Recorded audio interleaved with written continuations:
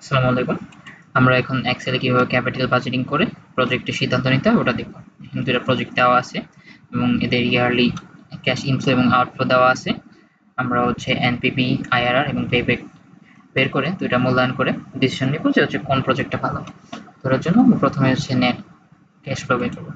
Net cash flow হচ্ছে cash inflow plus cash outflow জন্য equal cash inflow তারপরে plus cash outflow.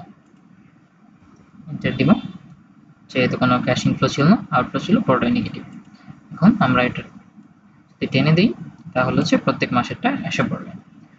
এখন cumulative cash flow বের করব। কুমুলেটিভ ক্যাশ ফ্লো হচ্ছে আগের মান্থের ক্যাশ ফ্লো এবং পরের মান্থের ক্যাশ ফ্লো যোগ করলে কত হয়। তাহলে আমরা কি করব, ইকুয়াল এত প্লাস আগের মান্থের cash flow, cumulative cash flow plus enter. টেনে দিই এটা, তাহলে বের হয়ে যাবে।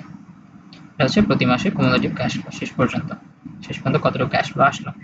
যেহেতু দুইটা প্রজেক্টের কাজ সেম, ক্যাশ ফ্লো আলাদা, সংখ্যা আলাদা, কিন্তু তারপরও আমরা যদি এইভাবে কপি করে কন্ট্রোল সি যদি এখানে পেস্ট করে দেই, কন্ট্রোল ভি, তাহলে যদিও দুইটা প্রজেক্টের সংখ্যা আলাদা, কিন্তু কপি করার পরে যার যা সংখ্যা বসে গেছে, মানে শুধু সূত্রগুলো কপি হয়েছে। এবার আসি আমরা এনপিভি বের করার জন্য ইকুয়াল এনপিভি সূত্রতে বলছে রেট চাচ্ছে, রেট দিলাম, তারপরে কমা ভ্যালিউ 1,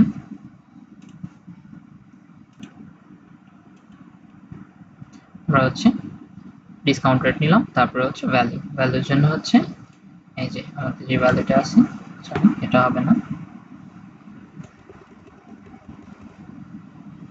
C12 রেট, তারপর আমাদের যে ভ্যালুটা আছে ওটা চুজ করব। সরি, ব্র্যাকেট ক্লোজ করতে হবে।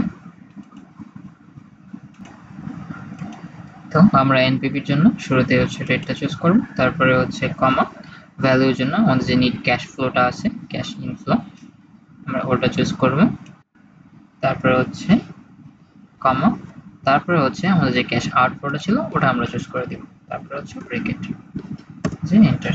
তাহলে টোটাল ক্যাশ আউটফ্লো এসে গেছে। তাহলে আমাদের টোটাল এনপিভি কত ওটা এসে গেছে। এবার আমরা আইআরআর বের করব। আইআরআর বের করার জন্য ইকুয়াল আইআরআর, এগুলো সূত্র তো এক্সেলে দেওয়াই থাকে, ইকুয়াল আইআরআর,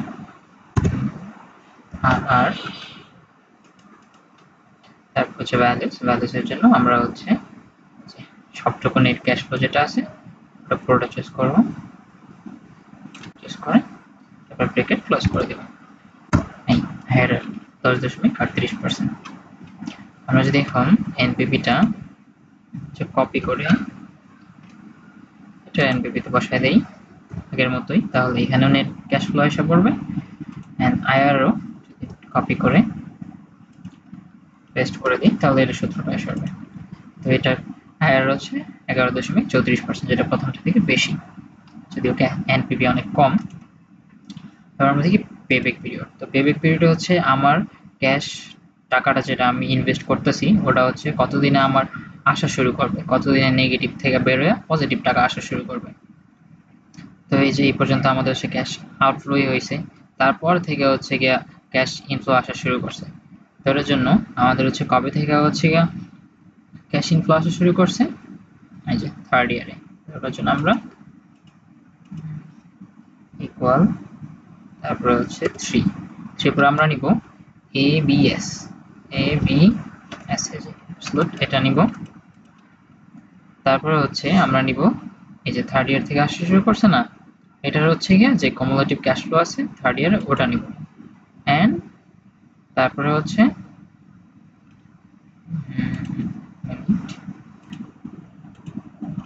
আমরা নেগেটিভ ভ্যালুটা নেওয়ার পরে ওটাকে ভাগ করে দিব, ভাগ করে দিব পরবর্তী বছরে পজিটিভ যে নেট ক্যাশ ফ্লোটা দিয়ে। তারপরে হচ্ছে ব্রেকেট ক্লোজ,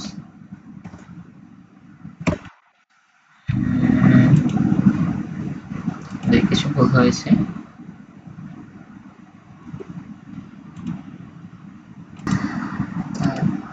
আমি হচ্ছে এখানে প্লাস দিতে ভুলে গেছিলাম, প্লাস হবে, প্লাস তারপরে ব্রেকেট ক্লোজ 3.91। যদি এটা কপি করে পরবর্তী বছরে পেস্ট করে দিই তাহলে হচ্ছে 3.76 ইয়ার। তো এনপিভির দিক দিয়ে দেখলে এই প্রজেক্টটা ভালো, কিন্তু আইআরআর আর হচ্ছে পেব্যাক পিরিয়ডের দিক দিয়ে দেখলে এই প্রজেক্টটা ভালো, কারণ এটা ইন্টারনাল রেট অফ রিটার্নও বেশি এন্ড দ্রুত পেব্যাকও হচ্ছে।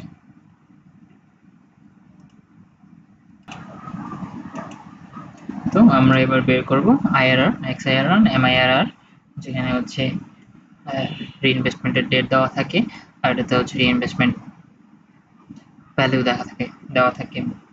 তো আইআরআর বের করার জন্য আমরা শুরুতেই হচ্ছে লিখব ইকুয়াল আইআরআর, তারপরে হচ্ছে ভ্যালুস হচ্ছে আমাদের যে ইয়ার এন্ড ক্যাশ ফ্লো গুলো আমরা নিব, তারপর হচ্ছে আমরা ব্রেকেট ক্লোজ করে দেব।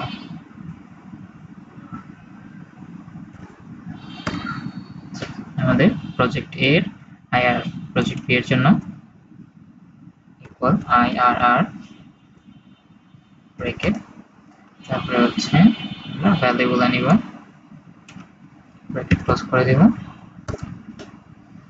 এটার আইআরআর, এক্স আইআর এর জন্য আমাদের যেটা করতে হবে ইকুয়াল এক্স আই আর আর, তারপর আমাদের শুরুতে ক্যাশ ফ্লোর ভ্যালুগুলো চুজ করতে হবে, তারপরে হচ্ছে কমা, তারপর হচ্ছে আমাদের ডেটটা দেওয়া আছে ডেটগুলো চুজ করতে হবে, তারপরে ব্রেকেট ক্লোজ, এন্টার। এই যে আমাদের এক্স আই বের হয়ে গেল। প্রজেক্ট বি এর জন্য সেম, আমরা কি করতে পারি, এটা কপি করে দিতে পারি, control V, control C, control V. এগুলো হবে না, আমরা হচ্ছে equal X I R R slash comma, আচ্ছা আমরা ক্যাশ ফ্লোগুলো চুজ করব, তারপরে হচ্ছে কমা, তারপরে হচ্ছে ডেটগুলো চুজ করব, ব্রেকেট ক্লোজ। এটা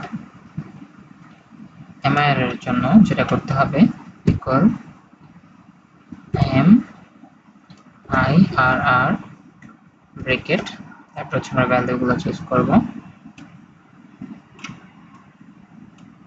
তারপর হচ্ছে কমা, এটার জন্য যে কস্ট অফ ক্যাপিটাল দেওয়া আছে ফাইন্যান্স রেট হিসেবে আমরা এটা ধরবো, তারপর রিইনভেস্টমেন্ট রেট, যদি রিইনভেস্টমেন্ট রেট থাকে তাহলে আমরা ওটা ধরবো, যেহেতু এখানে রিইনভেস্টমেন্ট রেট নাই তাহলে আমরা কস্ট অফ ক্যাপিটালই রিইনভেস্টমেন্ট রেট ধরে এটাই ধরবো। তারপর ব্রেকেট ক্লোজ, এন্টার। আমাদের এমআরআই এরও বের হয়ে গেল।